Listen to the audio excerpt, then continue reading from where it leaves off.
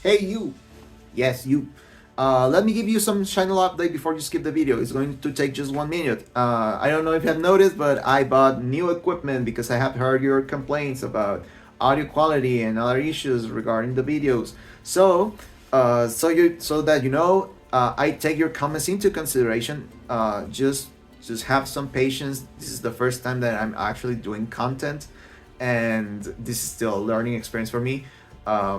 Because getting like the cardboard, like the shiny cardboard on top of the equipment, and also like the life expenses, it's not easy. Just hang out with me, okay? The only thing that I ask from you, right? The only thing that I ask in return is that you guys like, share, and subscribe, okay? You guys do not know how much you help me out whenever you do, okay? We're about to hit 500 subscribers, finally. And I'm preparing something special whenever we hit that milestone, so I would greatly appreciate if you help me out. And without further ado, let's begin with the video. Okay, so let's get started. This is going to be my deck profile for the month of December 2024. And if you have seen my previous deck profile, I was telling you guys that I was planning on not making another deck profile until January 2025, because that was the release of the new Evil Hero support in Supreme Darkness. But there have been some changes, right? There's a new set, right? Crossover breakers, and also a new band list happened. Actually, I was going to film this on the Sunday, but as I was filming everything, Konami out of the blue decided to just drop the announcement that they were going to release the new ban list at the end of the YCS, right, that they were streaming. So I was very afraid because I didn't know that perhaps something that I was playing was going to get banned or limited, and then they would just screw up everything, like the entire deck profile. So I didn't want to risk it. But now that it has happened, essentially nothing changed. So just let's get started. I don't want to make the video longer than it should be. Also, the explanations will come at the end of the deck profile. I'm just going to show you what I play, and just so you know, also I'm playing a 60 card version of the deck. I know this is not conventional by any means. In fact, people might find it like incredibly crazy that I'm playing such a fat version, but just so you know, because I forgot to mention this at the start of the video, I actually managed to win locals this weekend with this deck. Also, I'm not going to like oversell it, because it wasn't like as big of a tournament as the previous ones, but it was certainly nice to win something again after all these tops, right? After all these top cuts without like a further like result, right? So really quick, the Elemental Hero lineup is going to be Elemental Hero Neos, Elemental Hero Blazeman, Elemental Hero Liquid Soldier, the Winker level 6, double Shadow Mist, and triple Elemental Hero Stratos. This is the entire Elemental Hero lineup. Then for the Vision Heroes, we have triple Vision Hero Fairies, and double Increase, and triple Bion. I know this is not standard for a lot of people. And also, like, for the Destiny Hero package is going to be triple Malicious, one Destiny Hero Denier, and one Destiny Hero Plasma. And this is the entire hero lineup that I'm playing in this deck. Then I'm also playing hand traps.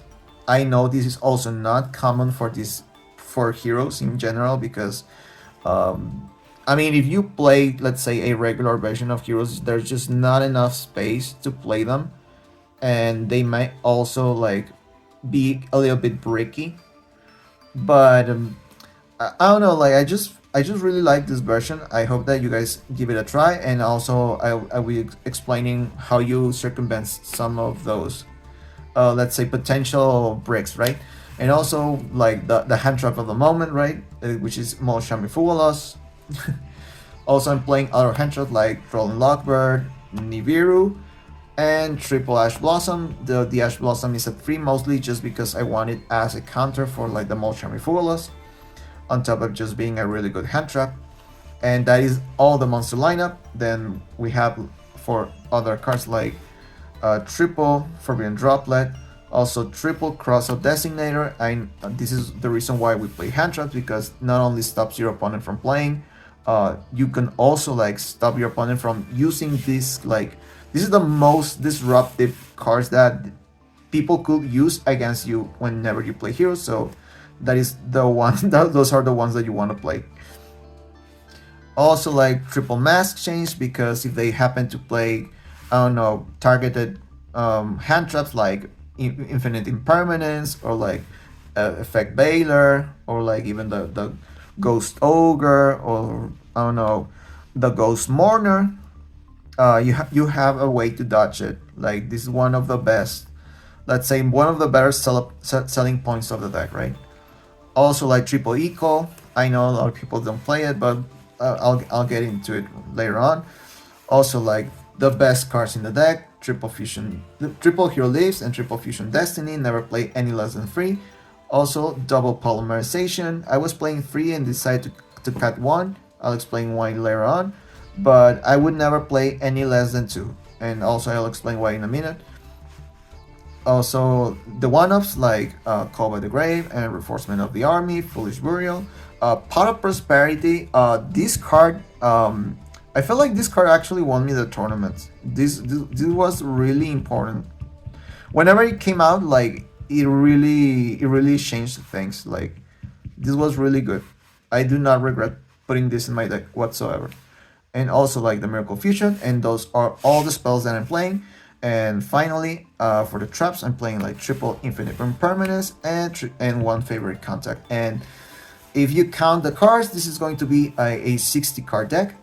And quickly for like the extra deck, it hasn't changed much, aside from one thing that I think I actually featured in the previous deck list, and I explain what it is in a minute.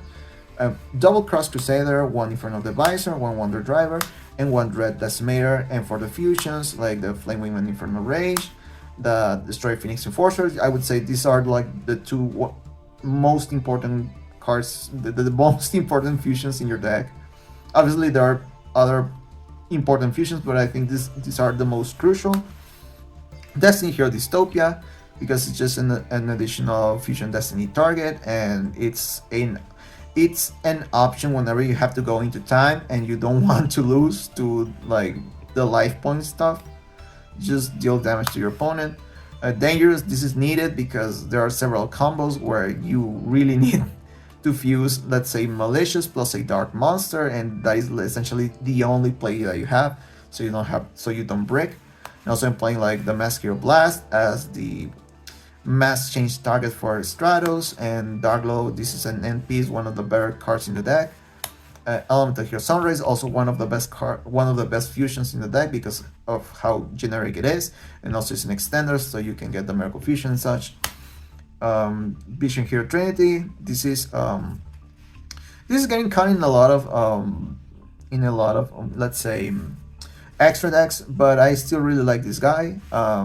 It always comes out whenever you get like severely disrupted and just have like one last play, and you only have like, let's say, not good heroes, right? Because you have like perhaps like the Increase and the Vion and very not specific good fusion targets, right? Wake Up, because it's part of the combo, also one of the best finishers because it just gets really big and burns your opponent for damage. Same with Shining-News Wingman. This is one of the faces of the deck because this is the card that you summon with the favorite contact. And this is essentially the main deck. And last but not least, the side deck. This is still let's say this is still experimentation, because now with the release of Crossover Breakers, I feel like I'm gonna be playing other cards, but like essentially the idea of the side deck still is the same. I'm just playing more hand traps like the Ghost Ogre and Snow Rabbit because perhaps whatever I'm playing is not enough and I'm going second. And this is also a card that is used against you because more people are playing this, and honestly this is a really good card. Also, Destiny Hero Dark Angel. I know a lot of people have been cutting this guy, but I always love playing this card whenever I get to face some weird matchup like let's say Runic or perhaps Sky Striker or any um, very spell focused deck that doesn't play any um, link one links, right? And also it could also mess decks like Tempai really bad if they only play board breakers. Although after the ban list, I don't think a lot of people are gonna be playing Tempai anymore. So that's that. And also I'm playing board breakers because perhaps there will be some matchups where like the hand trap approach is not good enough, but you can play like the board breaker. So I'm playing like the hardest hitting ones like Dark Ruler No More, and also I'm playing right now. I'm playing like triple tactic talents and one tactic thrust. Why is this? Is because I I only have one thrust. Okay, the intention is that it's inverted, right? That I playing like triple tactic trust and one talents, but for the time being this is what I have. And also another board breaker in the form of evenly matched. This is one of the hardest hitting ones. um I know like a lot of people might be discouraged to play this. Perhaps they want to play something like Book of Eclipse, which granted I don't think that is a bad idea. I really like that card. It's just that I just want the hardest hitting, let's say, board breakers, so I could play through, let's say, Ubel end boards or like another, or like even maybe Snake Eyes, and whenever you mix it with perhaps another like Dark Ruler or No More, or you bait out a negate. And also I'm playing like one dimensional barrier. This is just like a target for the crossout designator, and you can set it with like the triple tactic thrust and Dominus Impulse, exactly for that same reason, because it's a card that you can set if you activate Trust, or you can banish it with like the with a crossout designator. Okay, so that's the entire deck. I'm just going to do the explanation of certain things in the main deck really quick. I don't want to make the video longer than it should be. Okay. First and foremost, the reason why I'm playing like Elemental Hero Blazeman, because this is not, let's say, not a common choice, right, in hero deck building, is that because Dimension Shifter is still legal and didn't get banned in the ban list that they announced in after the YCS in December. You are forced to play this, or at least in my opinion, if you don't want to auto lose to Dimension Shifter. It's really good because let's say you get hit by Shifter and you open something like this, right? This is one of the reasons why I also like playing a lot, like emergency call a lot, because let's say you open like this, or even like open like this, you can activate search either or, right? Then you normal summon, get the polymerization. Where is it? Then you fuse these two. You special summon the Infernal Rage, then Infernal Rage. All of this obviously is getting banished.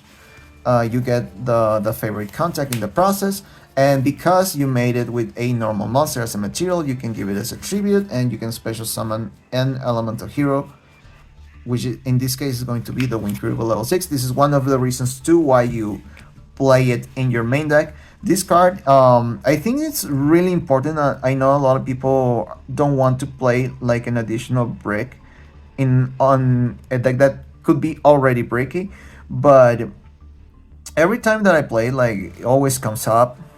Obviously, it's not going to be like the best card in every single situation, but like I have learned to like this card, because I was one of the biggest detractors of this card whenever it was announced, and I felt like it was worthless. But as the time went on and I gave it a try, I'm actually convinced that you have to play it. Even if like the Evil Hero supports comes, I think you still play this card, or at least in my opinion. I know like my opinions are very controversial for a lot of hero players. Also, like, one of the things that I'm still playing is the Liquid Soldier, mostly because I just want to fix my hand whenever I just open, let's say, the Molcharming Fugalos, because that card is only good going second. If you go first, it's essentially doing nothing in your hand, but if you happen to do that combo, it will help you like have a better position, right? I know like a lot of people are also cutting this card because they consider this a brick, which is understandable. I just happen to like it in this particular version, right? Also, one of the things that is not common is like the double shadow mist. Why is because I have a lot of cards that work whenever shadow mist is in the deck, right? Like the Vision Hero Biome, which I'm playing 3 of, which I think this is very important. This is essentially one of your best normal summons. Like whenever you don't open Stratos, you certainly want to open Bion, or if not, like you any way to search either or, right? Stratos or Bion. And you know that you don't get max value unless you send something like Shadow Mist, right? Because Shadow Mist adds a hero and then you banish the Shadow Mist and get the Polymerization. Actually, because I know a lot of people only play one, I have a combo. Perhaps I will release it later on a, let's say, a short or something, where I show you what do you do if you happen to draw your only Shadow Mist in your opening hand and you also draw Bion, because there's a way to make it combo. Okay, and also quickly, with triple Stratos, I don't think I need to explain that. It's just one of the best normal summons in your deck. All like the reason why you play the full wall is because you either like draw it going second, or you want to stop it with like the Cross of Destiny arrow. Same with all the other hand traps. The reason why you play the triple Ash Blossom is just to stop the full walls, because that is one of the worst things that could happen to you if you play this deck. Like droplets just, and one of the best board breakers in the game. Like it's essentially, whenever I play like this, I always feel like this was meant to be played in Heroes. Like this is really good. Also triple match chains, because you on this version you rely more on your normal summon, and if you get hit like by Impermanence or Effect Veiler or like Ghost Mourner or any targeted disruption, this is just one of the best selling points of Heroes, because you get to dodge and you still get to like summon a monster alongside it, right? Like you don't go minus on that interaction. And also like triple emergency call, because I don't know, like I know a lot of people think that this card is not good because they think they make their deck very normal summon reliant, but like because of all the turn skipping hand traps like the full loss and all of that, you really want to have control over what you add or what you draw, right? So in emergency call is an amazing way to cut, like to get shortcuts to whatever you want to get, right? And Hero Leaves Fusion Destiny do not require an explanation.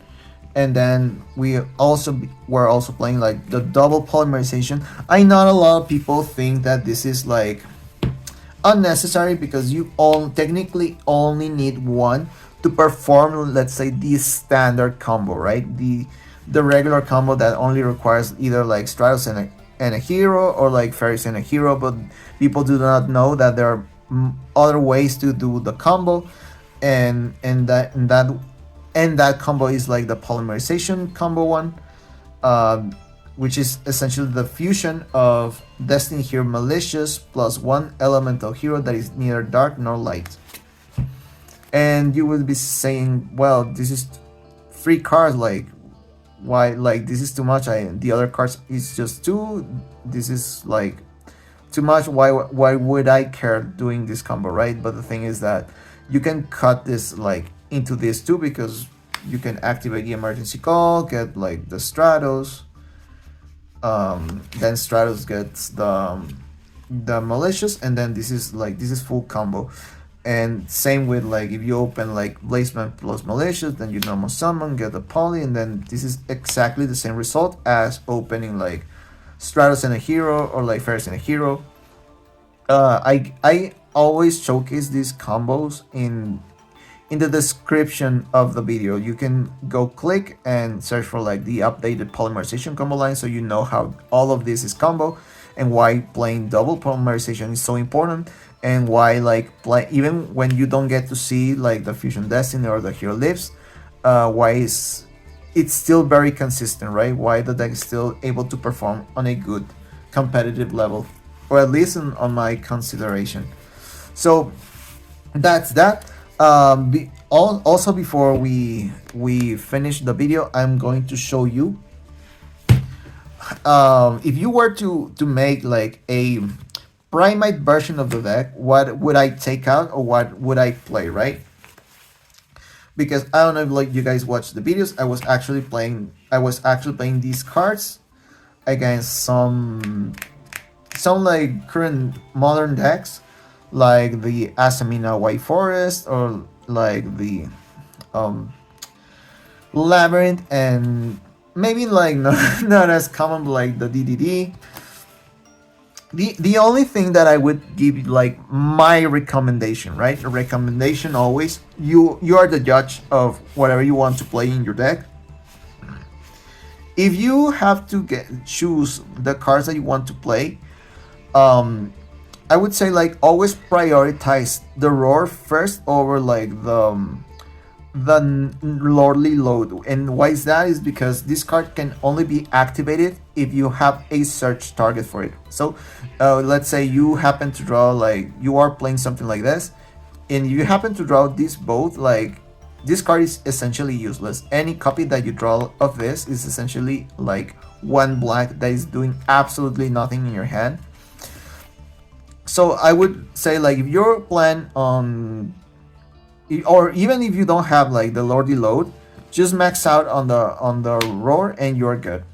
And if you happen to want to play like the lordly load because that's more value, right, on the field, and because perhaps you want to send this as a cost payment for like the forbidden droplet, or perhaps I don't know, like you just want the card in your on the field.